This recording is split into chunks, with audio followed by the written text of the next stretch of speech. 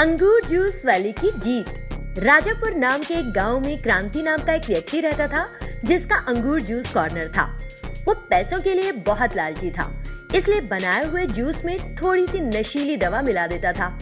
जो लोग वहाँ आकर जूस पीते थे वे उसके आदी हो जाते थे और कहीं और नहीं जाते थे। क्रांति की जूस की दुकान के बगल में महेश नाम के व्यक्ति का भी अंगूर जूस कॉर्नर था। वो एक भला इंसान था। वो अच्छी क्वालिटी का जूस कम दाम पर बेचा करता था, लेकिन तब भी उसका जूस पीने कोई नहीं आता था। इससे महेश बड़ा निराश हो जाता और रोज खाली हाथ घर लौट जाता। एक दिन महेश ने हमेशा की तरह अपनी दुकान खोली। मेरा जूस तब तक नहीं बिकेगा जब तक मैं इस अंगूर रस को कुछ अलग तरीके से ना बनाऊं। ये सोचकर उसने उस दिन अंगूर के रस में कुछ दूध, गुड़ और पाइनएप्पल के छोटे छोटे टुकड़े काटकर मिलाए और जूस तैयार किया। फिर उसने उसका स्वाद चखा। वाह, इसका स्वाद रोज जो बनाता हूँ उससे कहीं अच्छा है। ऐसा सोचकर उसने वो जूस और बनाया और सभी को बुलाने लगा। आ जाओ साहब, आओ, ताजे अंगूर का रस। इस अंगूर के रस का स्वाद है एकदम अनोखा। एक ग्राहक वहाँ आया और एक गिलास जूस पिया। वाह महेश, ये जूस तो बड़े मजे का है। ये कहते हुए वो आदमी एक और गिलास जूस पी गया। उस आदमी ने वहाँ से जाकर और लोगों से जूस की तारीफ की। ये सुनकर और भी गांव वाले महेश के पास आए और अंगूर का रस पिया। क्योंकि क्रांति की जूस की दुकान पर कोई नहीं जा रहा था। ये क्या हुआ? वो सब लोग जो मेरी दुकान से जूस पीते थे अब महेश के पास जा रहे हैं। अगर ऐसे ही चलता रहा तो मुझे कुछ दिनों में अपनी दुकान बंद करनी पड़ जाएगी। मुझे कुछ करके फिर से ग्राहकों को लौटाना होगा अपने पास। अगले दिन महेश के पास एक फूड इंस्पेक्टर आ गया। मैं आपके जूस की जांच करने आया हूँ। रस को पीने के बाद कई लोग बीमार हो गए हैं। मैं जो जूस बनाता हूँ उसमें कोई गलत चीज नहीं मिलाता सर। आप चाहें तो चेक कर सकते हैं। फूड इंस्पेक्टर ने महेश के बनाए हुए जूस की जांच की और कहा, इस रस में तो कोई मिलावट नहीं, तुम जूस बेचना जारी रखो। ये कहकर वो वहाँ से क्रांति की दुकान पर गया। अरे सुनो, हमारी मशीन दिखा रही है कि तुमने जो जूस बनाया है उसमें नशीली दवा मिली है। तुम्हारे यहाँ का जूस पीने के बाद कई लोग बीमार हो चुके हैं और अस्पताल में जिंदगी और मौत से जूझ रहे हैं। इतना कहकर पुलिस को बुलाकर उसने क्रांति को गिरफ्तार करवा लिया। इस बात की जानकारी गांव के सभी लोगों को हो गई। इसके बाद महेश का बनाया अंगूर का जूस खूब बिकने लगा। उसने अच्छा मुनाफा कमाया और खुशी खुशी रहने लगा।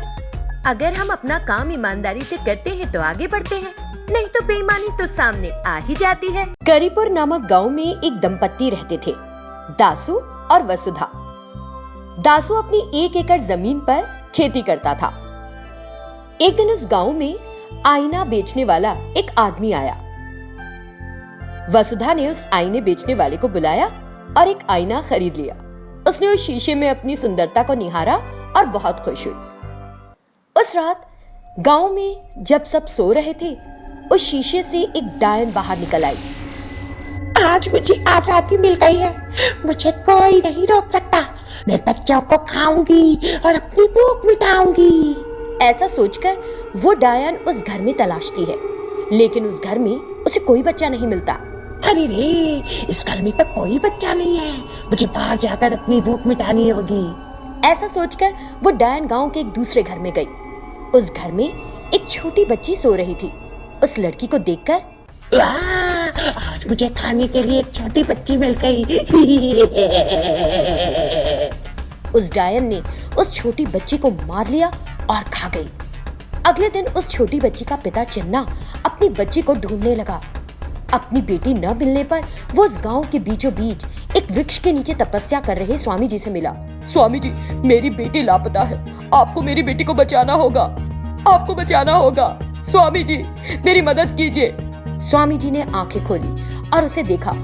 तब उन्हें अपनी दिव्य दृष्टि से पता चला कि क्या हुआ था उसकी बच्ची के साथ। एक डायन ने तुम्हारी बेटी को मार कर खा लिया है। वो डायन उम्र में बड़े लोगों को नुकसान नहीं पहुंचाएगी, सिर्फ बच्चे ही खाएगी। वो सिर्फ बच्चे खाना पसंद करती है। ये सुनकर चिन्ना रोने लगा और उस डायन पर उसे बहुत क्रोध आया। स्वामी जी, मुझे बताइए कि वो डायन कहाँ है। मैं उस डायन को मारकर अपनी बेटी की आत्मा को शांति दूंगा। उस डायन को मारना इतना आसान नहीं है वत्स। स्वामी जी, तो मुझे उस डायन को मारने का तरीका बताइए। कृपया एक पिता के दर्द को समझिए और उस डायन को मारने में मेरी मदद कीजिए। चिन्ना ने स्वामी जी से विनती की। ये सुनकर स्वामी जी को उस पर तरस आ गया। इस गांव के अंत में दासू नाम के व्यक्ति के घर की दीवार पर एक आईना दिखाई देगा। यदि तुम उस आईने के टुकड़े टुकड़े कर दोगे तो उस डायन का नाश हो जाएगा। ठीक है स्वामी जी, मैं अभी जाकर उस शीशे को तोड़ देता हूँ। लेकिन ये इतना आसान नहीं है प्रत्स। उस आईने को तुम्हें उस डायन के सामने होने पर ही तोड़ना होगा, तभी नाश हो पाएगा। स्वामी जी, मैं उस डायन को अकेले नष्ट नहीं कर सकूंगा, कृपया मेरी मदद करें। इस तरह चिन्ना ने स्वामी जी से बहुत अनुरोध किया। तब स्वामी जी ने उसका दर्द समझा और मान गए। उस रात जब दासू के घर से डायन बाहर निकली तो चिन्ना अंदर चला गया। उसने वो आईना देखा और उसे लेने के लिए गया, लेकिन वो आईना गायब होकर दूसरी दीवार पर दिखाई दिया। जब वो इस दीवार से उसे लेने गया तो वो वहां से गायब होकर मेज पर दिखाई दिया। ये देखकर चिन्ना ने उस आईने पर स्वामी जी का दिया हुआ सिंदूर छिड़क दिया। फिर वो तुरंत वो आईना लेकर बाहर चला गया। दूसरी तरफ रास्ते में चलते समय डायन ने एक घर से एक छोटे बच्ची के रोने की आवाज सुनी। वो डायन वहीं रुक गई और उस घर में चली गई। उस छोटी सी बच्ची को देखकर शैतान उसे मारने अंदर गई। उसी समय चिन्ना आईने के साथ वहां आ गया। अरे डायन, तूने मेरी बेटी को मार डाला, मैं तुझे अभी नष्ट कर दूंगा। इसी बीच वो छोटी बच्ची स्वामी जी बन गई। क्या तुम निर्दोष बच्चों को मारकर खाओगी? तुम इस धरती पर रहने लायक नहीं हो।